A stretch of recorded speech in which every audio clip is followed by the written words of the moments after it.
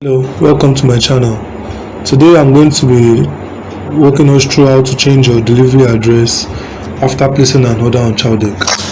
Once you have opened the Chowdeck app and select your ongoing order from the home screen, tap into the order button at the navigation bar. On this place, you have my cart option, ongoing and completed.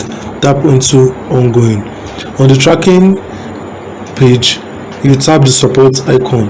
Once you have tapped it, immediately message support with your updated delivery address, or tap or call your assigned rider directly. Confirm the new location with support or your rider. If the new destination is further away, expect that there are additional delivery fee prompts to complete the update. But if it is closer, your delivery fee will still remain intact. Thank you for watching and enjoy your meal. Goodbye.